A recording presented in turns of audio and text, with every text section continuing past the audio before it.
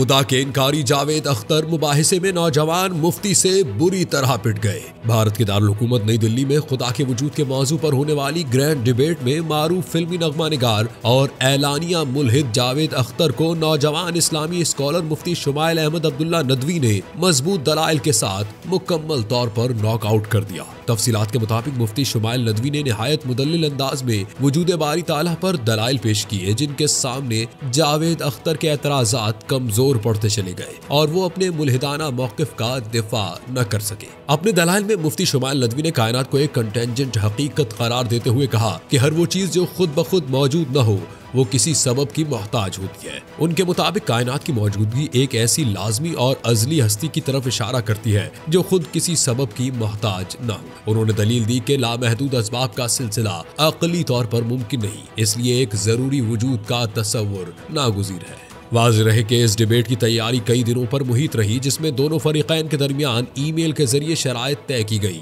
मकाम मुनाज़रा दिल्ली पर इत्तेफाक हुआ। सामीन की तादाद महदूद और दोनों जानिब से मुसावी रखी गई, जबकि वीडियो को बगैर एडिट दोनों फरीक़ैन को फराहम करने पर भी इत्तेफाक किया गया। प्रोग्राम की मेजबानी मारूफ सहाफ़ी अबिसार शर्मा ने की, जबकि इसका बराह रास्त नशर मुफ्ती शुमाइल अब्दुल्ला के ऑफिशियल यूट्यूब चैनल पर किया गया। काबिल जिक्र बात यह भी है कि जावेद अख्तर अगरचे आज मजहब के सख्त नाक़िद और मुल्हिद के तौर पर जाने जाते हैं, लेकिन वो 19वीं सदी के अजीम मुस्लिम आलिम दीन अल्लामा फजल हक खैराबादी की नस्ल से ताल्लुक़ रखते हैं।